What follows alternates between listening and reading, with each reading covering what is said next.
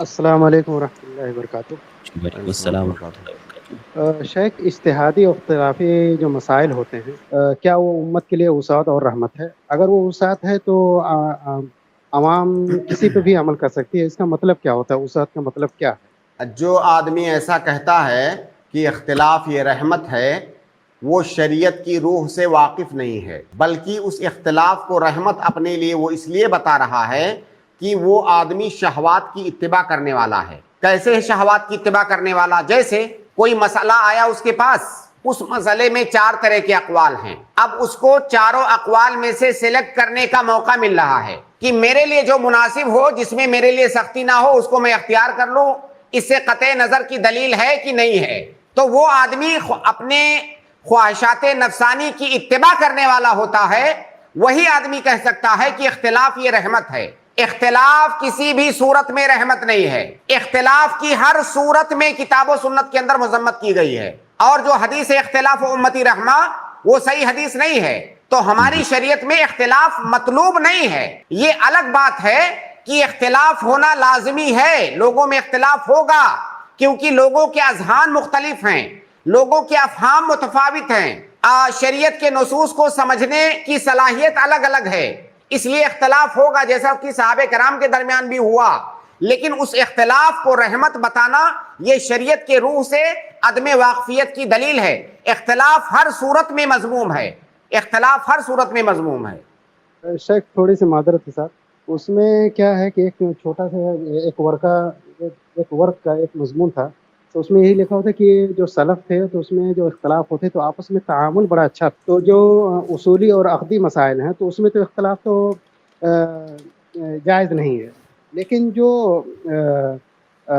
اجتہادی مسائل ہیں اور جو نصوص شرعیہ کی روشنی میں ہو اختلاف، تو عوام کے لیے اس میں وسعت ہے، رحمت ہے، ایسا اس میں لکھا ہوا تھا۔ ایک خلاصہ میں نے بتایا، غالباً میں غلط بھی ہو سکتا ہوں۔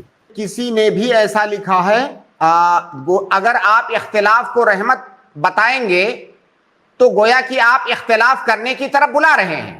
بھائی جو چیز رحمت ہے ہم اس کی طرف جائیں گے، ہم اختلاف کریں گے۔ اگر وہ رحمت ہے تو گویا کہ ہم سے کہا جا رہا ہے کہ بھائی اختلاف کرو، جہاں پہ گنجائش پاؤ اختلاف کرو۔ اختلاف کبھی بھی رحمت نہیں ہے، بات اچھی طرح سے جان لیں، لیکن دوسری طرف یہ بھی جان لیں کہ اختلاف ہونا یہ فطری بات ہے، اختلاف ہوگا، لیکن ہمیں اس اختلاف سے بچنا ہے۔ بچنا کیسے ہے؟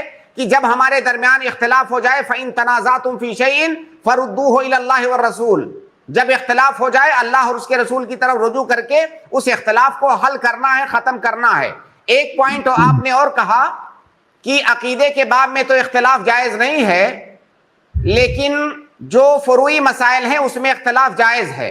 اگر آپ اس کو ایسے کہتے کہ وہ مسائل جو منصوص ہیں، جن میں کوئی احتمال نہیں ہے، جن میں 2 معنوں کا احتمال نہیں ہو سکتا، جو منصوص مسائل ہیں جس میں نص قطعی موجود ہے، اس میں اختلاف کرنا جائز نہیں ہے۔ لیکن وہ نصوص جن کے معنی کے اندر احتمال پایا جا رہا ہے، یہ بھی ہو سکتا ہے، یہ بھی ہو سکتا ہے، اس طرح کے نصوص کے اندر یا اس طرح کے مسائل کے اندر اختلاف کرنا جائز ہے۔